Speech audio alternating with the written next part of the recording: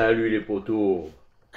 Comme promis, la saison 2, fin de l'été, début de l'automne. Ça démarre à partir de septembre et ça se termine début octobre. Voilà, vous m'avez bien encouragé avec la saison 1, avec les 7 épisodes. Cette fois, il y aura beaucoup moins d'épisodes parce que j'ai fait que 15 sorties. J'ai pas fait plus de sorties, donc j'ai fait varier les sorties indiennes, agachons, comme d'habitude, pour récupérer mon intégrité physique, pour avoir le niveau d'agachon nécessaire pour faire venir du fiche. Mais malheureusement, l'eau elle est restée bleue souvent, et donc je manquerai pas de vous expliquer les raisons. Moi, je suis parti pendant des années au mois de septembre en Corse, et le mois de septembre en Corse, c'était le top. Et là, ces 4-5 dernières années, le mois de septembre, il est en demi-mesure. Vous allez voir, j'ai fait pas mal de pêche. Sur les 15 fois que je suis sorti, voilà, j'ai pas pris grand chose avec les sorties à cachon, comme vous l'avez vu dans la saison 1, printemps-été, où j'étais sorti quand même une trentaine de fois. Là, je vais sortir 2 fois moins. Donc, qui dit 2 fois moins de sorties, 2 fois moins de poissons. Bon, ça, j'en sais rien, vous allez voir dans la série. Alors, n'oubliez pas de me donner votre avis. Donc, il y aura 3 vidéos qui vont traiter de ces sorties, où il s'est passé des choses, parce qu'il y a pas mal de sorties où il s'est rien passé. Et il m'est arrivé quand même de croiser pas mal de bateaux qui me sont passés au-dessus de la tête. Et donc, j'ai dans la tête de vous mettre une vidéo qui parlera qui va parler des dangers. Les dangers de la chasse sous-marine, on fait toujours référence à la syncope, mais malheureusement, des dangers en chasse sous-marine, il y en a des tonnes de dangers. Et moi, j'aime bien vous faire voir les images de ce qui m'arrive. Et donc, j'ai été confronté à ces dangers à titre personnel. J'ai des images, et je ne manquerai pas de vous mettre une vidéo où je traite de ces dangers avec les images qui me concernent. Assez parlé, envoyez l'intro de la saison 2. Allez, envoyez l'intro. Envoyez l'intro de la saison 2. Envoyez l'intro de la saison 2. Envoyez l'intro de la saison 2.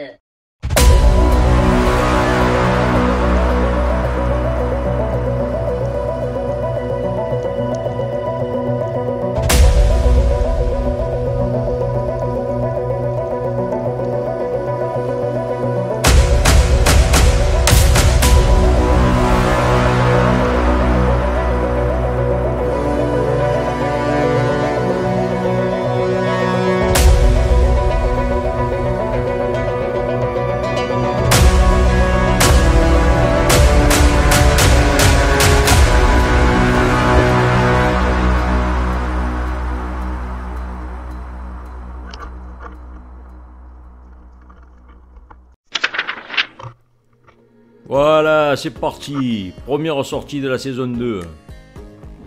Alors, il va y avoir 3 fiches et une casquette. Ah là, vous allez bien rigoler avec la casquette. Là, c'est sûr et certain.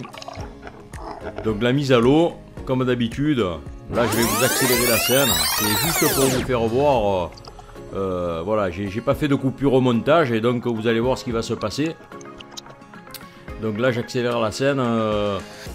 Quasiment 3-4 minutes après la mise à l'eau, je vais piquer un beau poisson. Ça va être le cadeau de bienvenue pour la première mise à l'eau. Vous allez voir les poissons que j'aime le plus, c'est-à-dire le sard. En tout cas, j'en prends souvent. Là, il y a un petit poisson. Là, il y a un gros, vous ne le voyez pas. Bim, je le tire. Et vous allez voir, il va se passer quelque chose parce que je suis obligé de vous mettre le replay pour que vous compreniez exactement ce qui s'est passé. Voilà, là il y a le petit sur la droite et sur la gauche là il y a le beau papé qui va sortir. Voilà. Là, je m'apprête, vous voyez, je le tire, il est perpendiculaire, je le tire. Et vous allez voir la puissance de ce poisson avec la tête, ce qu'il est capable de faire. Vous allez voir comment je l'ai piqué. Moi je suis persuadé de l'avoir tiré, de l'avoir transpercé. Là je m'approche de lui, sûr de moi, et là je vais m'apercevoir qu'il est mal piqué. Vous allez voir. Première chose que je vais vous faire voir, ça va être ça. Petite accélération. Voilà, le beau papé qui fait quasiment le kilo, quoi. Un beau sard. Et là, regardez, le fil. Voilà, je l'ai tiré, il était perpendiculaire. Mais le poisson, il a filé un coup de tête. Et vous voyez, le fil, il passe sous la peau. Et heureusement que le sard à la peau, il est bien plus solide que le denti ou la dorade, parce qu'il se serait déchiré. Oui, là je vous fais voir, ça paraît incroyable que à cette distance le poisson en bougeant la tête il peut éviter la flèche, mais malgré tout voilà, il a été piqué Voilà, c'est pour ça que j'ai toujours ma flèche hyper bien aiguisée et que voilà, ça m'a servi. Alors, poisson d'accueil, le poisson d'accueil, c'est un joli sard. Et là, vous voyez, moi je respecte le poisson, je ne vais pas m'amuser à tirer la ficelle pour le massacrer. Moi je veux qu'il reste impeccable le poisson. Donc c'est le respect. Voilà, c'est un respect que j'ai envers le poisson, surtout les belles pièces comme ça. Donc c'est le premier de la série, sûrement d'une longue série. Et là, je vais vous faire une petite présentation pour mes abonnés. Et j'en profite pour vous dire que tous mes réguliers, là, tous ceux qui m'encouragent le plus souvent possible, je ne vais pas les citer parce qu'ils sont trop nombreux et je vais certainement en oublier. Ben, je vous dédie cette vidéo. Et tous ceux qui sont pas abonnés mais qui regardent cet instant, mais c'est peut-être le moment de vous abonner. Voilà, le premier poisson de la saison 2. C'est un gros papier. Voilà, il ne faut pas oublier qu'on est le matin très tôt. Là, les premiers rayons de soleil se sont levés. Donc je vous enchaîne, j'accélère rapidement la scène pour que vous puissiez voir que voilà, je ne suis pas dans 30 mètres d'eau, hein. Il y a encore des bateaux qui sont ancrés dans la zone. Et là, j'étais vraiment au bord derrière les rochers. Et là, vous pouvez voir que ce matin-là, ben, il y a la pleine lune. Voilà, on est au mois de septembre, je crois que c'est début septembre, pleine lune. Alors là, cette scène, ça va être l'indienne parfaite. Vous voyez, c'est une indienne comme je les aime, il n'y a pas beaucoup d'eau. La moindre erreur, le moindre bruit que je peux faire, il va faire partir le poisson. Et si vous observez bien, il y a des saupes, il y a une bande de saupes, une dizaine de saupes et dedans il y a un joli sard que je peux tirer. Mais je vais attendre, là je me tiens dans la main gauche et je suis quasiment bloqué sur une roche. J'ai mon fusil que je tiens dans la main droite et j'attends que le sard il bouge un peu parce que là si je le tire je vais perpendiculaire au rocher, je vais fracasser la flèche. Donc je vais attendre sans me faire de bruit, sachant que les saupes à n'importe quel moment elles peuvent m'entendre et déguerpir et tout faire repartir. Donc là la scène elle est réussie parce que le nombre de fois où elles partent, je vous mets pas les images, mais là ce jour là c'est réussi et c'est pour ça que je vous fais voir ces images. Vous allez voir, j'attends que le moment où il est plus perpendiculaire au rocher, le sard il est monté. Voilà, là on le voit, il est là, la flèche elle va pas être fracassée sur le rocher. Le tir il est parfait, la flèche elle a glissé sur le rocher. Le poisson il est capturé dans très peu d'eau. Il y en a qui me disent mais comment tu fais papy pour tirer avec cette arbalète des poissons comme ça dans les rochers? Ben, il faut y penser quoi, tout simplement. Donc la petite présentation à mes abonnés et à tous les autres qui regardent la chaîne pour l'instant. Hein. Donc je ne vous cache pas que à un moment donné, pendant que je suis descendu, j'ai vu autre chose. Et vous allez voir, deuxième capture de la journée, ça fait peut-être une demi-heure que je suis dans l'eau. Je m'empresse de la mettre sur l'accroche poisson et là je me précipite sur ce que j'ai vu pour voir si c'est encore là. Et il y a beaucoup de posidonie au fond. Il y a dû avoir mauvaise mer les jours avant. Et là, vous allez voir ce que je vais ramener. La troisième capture. Voilà, la troisième capture. Pas besoin de couper la caudale. Alors une bolée, une casquette bolée. C'est une marque assez connue. En plus, c'était une casquette de qualité. Ça fait pas longtemps qu'elle est à l'eau. Le pêcheur, il a dû la tomber. Alors, je vous dis franchement, si celui qui l'a tombé encore, s'il a perdu une casquette bolée, ben, il a qu'à me contacter. Hein. Je lui rendrai sans problème. En attendant, moi je l'ai nettoyé, je l'ai gardé. Parce que c'était une très belle casquette. Je l'ai mis à l'accroche poisson. Voilà, ça fait déjà 3 prises pour la première mise à l'eau. J'accélère la scène. Tac, tac, tac, je charge. Premier cran, deuxième cran. Voilà, je mets pas le booster au maximum, je laisse juste... Et là, vous voyez cette pyramide à ma gauche à la pointe. Derrière la pyramide, j'ai vu briller. Vous voyez, là, je vous l'indique avec une flèche. Et c'est un joli sard. Donc, je vais m'approcher à l'indienne, dans pas d'eau. D'ailleurs, on devrait le voir à cet instant. Vous voyez, on le voit là. Il est tranquille, il m'a pas entendu. Il arrive, je suis dans son dos, il est seul. S'il y avait plusieurs sards, ben, j'aurais eu du mal. Et toujours pareil, je ne veux pas le tirer perpendiculaire au rocher, j'aurais pu lâcher une flèche là, mais je nique et tout. Donc je vais attendre que ma flèche le fuse pour le tirer. Vous voyez, c'est parti, bim. Voilà. Donc troisième capture. Alors je vous ai pas tout mis, mais j'ai pas manqué grand chose parce que j'ai pas vu grand chose ce matin là. J'ai vu 3 poissons, je les ai faits. Et donc c'est clair que l'ambiance est pas poissonneuse l'ambiance. Voilà, là le poisson il a des signes post-mortem. Malgré qu'on le tue le poisson, ça arrive que quelquefois, vous voyez, il continue à bouger. C'est un peu comme les jambes des grenouilles là en science qu'on faisait à l'école. Là, malgré qu'il n'y a plus le corps de la grenouille, les jambes le continuent à bouger. Et voilà, ou la queue du lézard quand on la coupe. Voilà, il ne faut pas faire souffrir le poisson. Moi j'ai horreur de ça. Là je vais le finir tranquille avec la flèche. Et je vais le mettre sur mon accroche poisson. Voilà, cette sortie, première sortie, 3 beaux poissons, 2 sards largement maillés et ce papé là qui faisait quasiment le kilo et une casquette bolée.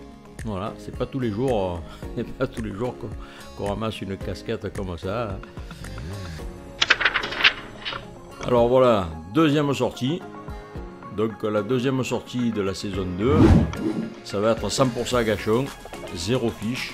Donc là je vais vous mettre quelques agachons que j'ai fait au début, je ne vais pas tout vous mettre parce que j'ai fait mon circuit habituel, c'est-à-dire une trentaine d'agachons sur 2 heures, sur 2 heures de temps, sur une zone que je connais où il peut y avoir de la pleine eau, parce que c'est une zone qui est vraiment réservée à l'agachon, dans cette zone. Des fois je peux faire un peu d'indienne, mais là visiblement la vie elle n'est pas très présente. Vous voyez, il n'y a pas beaucoup de castagnols, il ne va pas y avoir beaucoup de mange. Et c'est un peu bizarre quand même qu'il n'y ait pas de poisson parce que j'ai trouvé quand même de la thermocline à plusieurs endroits. Donc l'eau elle est plus froide au fond à certains endroits et c'est étonnant de ne pas avoir de poisson. Donc on va passer à la troisième sortie. Et là j'ai beaucoup misé sur cette sortie parce que c'est une zone, comme j'avais rien vu en pleine eau, je me suis dit tu vas faire une zone qui est moitié agachon, moitié indienne. Dans cette zone j'ai tiré alors je ne m'étais pas mis à l'eau exactement à cet endroit, je m'étais mis à l'eau pour faire que de l'agachon, pas d'indienne. Et c'est là que j'avais tiré le gros denti de l'épisode 6. Alors j'avais pas ce temps, la mer elle bougeait un peu, elle était un peu agitée et là l'eau elle est vraiment plate. Elle est plate, elle est propre par contre. Voilà, j'ai déjà tiré une dorade coryphène dans cette zone, il y a 2-3 ans de ça. Et en général, c'est un endroit qui est très sympa.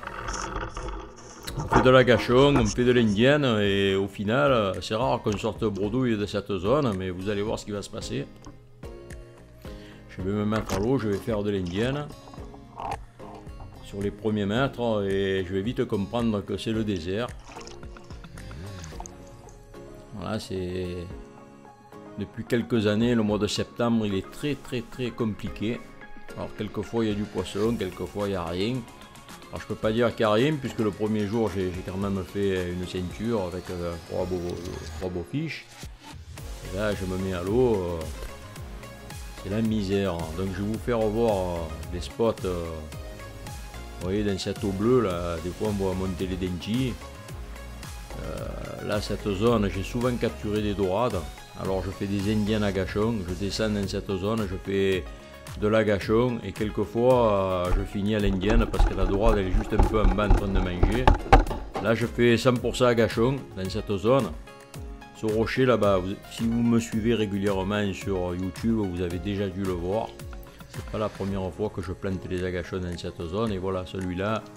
J'ai déjà pris les dorades, je crois que c'était l'épisode 3 de la saison 1. J'ai fait une belle dorade. Bon, on voit pas bien le rocher comme ça.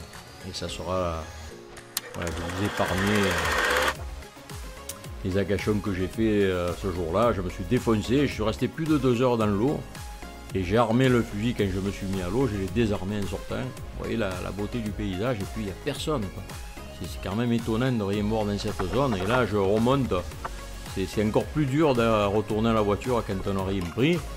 Voilà, moi à ce moment-là je vous demande de vous abonner parce que ça encourage un peu, parce que surtout quand on ne prend rien, et on n'est pas très nombreux à faire voir nos sorties quand on ne prend rien. Moi je fais partie de cela. Voilà, là on passe à la dernière sortie. Alors je vous dis de suite, il va y avoir du fiche. Il va y avoir 60% d'indienne et 40% agachon. C'est une zone où je fais beaucoup de l'indienne au départ, parce que je me dirige vers les écueils. Là je vous fais voir la lune parce qu'au début il y avait la pleine lune. Là la lune elle a commencé un petit peu à diminuer. Et donc je me dis, deux sorties d'affilée Fanny, où tu n'as vraiment rien vu, c'était des vrais Fanny, où j'ai armé le fusil là, quand je me suis mis à l'eau, je l'ai désarmé en sortant, j'ai rien vu, j'ai pas eu d'occasion, j'ai pas vu un poisson nager. Et je me dis, peut-être qu'aujourd'hui ça va faire pareil, donc je croise les doigts. En tout cas je mets toutes les chances de mon côté pour essayer de prendre un poisson. Je suis toujours là au lever du jour. Voilà, je baisse pas la persévérance que je peux avoir pour essayer d'attraper du fiche. Parce que la pêche sous-marine, ça reste ma passion. Alors j'en profite aussi pour partager des bons moments. Je ne partage pas que les captures que je fais, hein, les belles scènes, les beaux tirs, les beaux poissons, ou alors les moins beaux poissons. Mais il y a aussi des bons moments comme ça, quand vous arrivez le matin et qu'il y a ce lever de soleil qui est magnifique, hein, les premiers rayons de soleil. Alors là, ça fait une demi-heure que je fais de l'indienne, il n'y a pas grand chose. Et vous voyez, je vous fais voir avec la flèche parce que de loin j'ai vu qu'il y avait de la vie. Alors c'est pas du gros, mais en général quand il y a les petits, les gros ils sont pas loin, donc on fait attention. Donc je vais me tenir à cette cassure et je vais observer. Je vais observer et je vais regarder que sur la gauche là, sur ma gauche là, il y a de la vie, il y a du sard. Alors vous voyez, je vous l'indique avec une flèche. Alors c'est pas gros tout ça, mais quand même quand il y a du sard comme ça, quand il y en a autant, c'est pas impossible qu'il y ait un gros qui traîne dans le coin. Donc là je vois cette zone, je me dis, je vais improviser un agachon derrière la pierre. Et c'est pour cette raison que je vous en parle, parce que bien souvent on passe là, et non, il faut faire un agachon. Voilà, on fait un agachon dans cette zone, le poisson il vous a pas vu. Alors c'est sûr qu'il faut être très discret, moi je fais quasiment pas de bruit quand je descends. Peut-être les bulles, mais à la sortie, en plus je connais cette zone et je sais où c'est que je vais pouvoir m'accrocher avec la main gauche. Alors de la main droite, j'avance doucement, je prends soin de ne pas taper le fusil. Vous voyez, j'avance doucement, je suis calé. Voilà, j'avance un peu, je suis en 3 mm, donc le plombage il est intéressant. Et là vous allez voir, bam, une dorade. Voilà, une dorade, mais je ne vais pas la tirer parce que c'est un petit spécimen. Moi j'estime qu'elle fait plus que 23, c'est la maille 23 en Méditerranée, mais moi j'estime que 23 c'est vraiment une petite dorade. C'est une dorade qui a moins de 3 ans. Un sard de 23 il a déjà 7 ans, 6 ans, 7 ans. Une dorade elle a à peine 2 ans, 3 ans. Et puis c'est petit, celle-là elle ne fait pas 23, elle va faire peut-être 27, 28. Mais c'est vraiment un petit poisson. Moi je préfère la laisser libre et la tirer quand elle aura grossi. Par contre, cet instant, il m'a donné un indicateur, c'est qu'il y a de la dodo. Donc je vais accélérer la scène, vous allez voir, je vais rester au bord. Et je vais être récompensé de l'effort que j'ai fait de laisser vivante cette dodo, parce que je vais en voir une grosse qui est en train de manger. Voilà, je vais vous faire voir cette zone. Moi, je commence déjà à voir la queue, vous voyez, je vois briller. Mais à la sortie, la caméra ne peut pas le filmer, donc je vais m'approcher, je vais attendre. Je vais baisser l'arbalète pour pas que le poisson il la voit. Et au dernier moment, je vais la sortir. Et là, une indienne parfaite. Le tir, il va être fulgurant. Le poisson, il est transpercé. Donc je vais descendre le chercher. Et en descendant, vous voyez, je me précipite. Je vous la présente même pas, la dodo. Mais en descendant, je vais vite comprendre qu'il y en avait 2 autres qui étaient dans le coin. Je les ai vus se faufiler entre les pierres. Et je me dis, voilà, j'ai mis au premier cran et je vais faire toutes les pierres qu'il y a dans le coin. Parce qu'une dorade, c'est tellement peureux, ça rentre dans le premier trou, ça met la tête contre la pierre et ça pense que c'est protégé. Vous voyez, ces trous là, c'est les trous typiques où la dorade elle va aller se cacher. Je vais tous les faire, un par un, je vais descendre. D'ailleurs, vous allez voir les images que j'ai mis dans le Tizer. Je suis resté peut-être une demi-heure là à faire toutes ces pierres là où il y avait ces trous. J'ai rien vu dedans, sauf si c'est autre chose que des dorades, mais que j'ai pas tiré, qui n'étaient pas assez gros. Petite mustelle. Voilà. Et là, on attaque le deuxième poisson de la sortie. Voilà, comme d'habitude. Un sard. Un sard largement maillé. Voilà, en général, le papy il essaye de tirer les poissons. Et puisque je vous ai parlé de maille, le sard, même à 23, alors moi j'essaye de tirer des sards de plus de 23, mais en Méditerranée, un sard qui fait 23 cm, il faut savoir qu'il a au moins 7 ans. La croissance du sard est très lente. Voilà, et c'est un poisson qui s'est reproduit déjà plusieurs fois. Alors c'est vrai que dans l'assiette, un sard de 23, c'est moins bon qu'un sard de 1 kg comme j'ai fait au début de la vidéo. Voilà, ce sard, ce sera le dernier poisson de la sortie. Je vais aller sur mon spot à agachons, je vais enchaîner les agachons, je vais rien voir de spécial. Zéro, l'eau bleue. Et là, on va passer à ma conclusion. Alors, l'épisode 1 de la saison 2 se termine. Qu'est-ce qu'on peut retenir de cet épisode? J'ai fait 4 mises à l'eau. Ces 4 mises à l'eau, la première mise à l'eau, ça s'est bien passé. J'ai même ramassé une casquette, je l'ai toujours. Donc en fait, la casquette, si elle avait été pourrie, je l'aurais quand même ramassée. Et je l'aurais jeté à la poubelle. Mais là, je l'ai conservé et je m'en sers. Voilà. Et le poisson d'accueil, voilà, un gros sard, ça fait toujours plaisir. Moi, les gros sards, ça me fait autant plaisir que n'importe quel autre poisson de la mer. Les dentis, les loups, voilà, les gros sards, ça me fait toujours plaisir. Ensuite, la deuxième fois que je me mets à l'eau, je fais une sortie 100% agachon. Je fais une sortie 100% agachon où je vais pas voir de poisson, je vais voir que du bleu. Alors pour quelle raison? On le verra au fur et à mesure. Moi, je pense qu'on arrive en septembre. La mer, elle est saturée. Elle a vécu juillet-août. Septembre, il y a autant de monde en Corse qu'en juillet-août. Et les bateaux. Et chose dont on ne parle pas souvent, c'est l'épuration, la station d'épuration, y compris sur le continent, parce que l'épuration, quand on multiplie par 10 les populations qui vivent dans un endroit, automatiquement l'épuration elle se fait pas bien, quoi. Voilà. Et tout va à la mer, et la mer, c'est pas le Danaïde, quoi. Si on remplit la mer de merde à la sortie, voilà, le poisson il vient plus. Voilà, ça c'est mon avis. Donc ensuite, la troisième journée où je sors, je suis vraiment déçu parce que c'est là que j'avais attrapé le denti de l'épisode 6. Voilà, le gros denti de l'épisode 6. C'est un endroit où je fais des agachons ou de l'indienne et je peux faire de l'indienne selon où je me mets à l'eau. Là, je me suis pas mis exactement au même endroit à l'eau, mais je vais faire chou blanc, je vais faire une fanny, et quand je vais remonter, je vais accuser le coup. Alors 2 fannies d'affilée, je me dis, est-ce que la troisième fois que je me mets à l'eau, je vais faire une fanny? Heureusement que j'arrive à capturer cette belle dorade et une sard à l'indienne. Bon, les dorades, vous allez en voir quasiment dans toutes mes vidéos. J'aurais pu faire même un tuto dorade. Mais si vous regardez mes 3 vidéos, ça vous servira de tuto dorade pour pêcher des dorades à l'indienne. Voilà. Donc j'espère que vous serez présents pour l'épisode 2. N'oubliez pas de laisser vos commentaires et à bientôt pour l'épisode 2. Ciao ciao.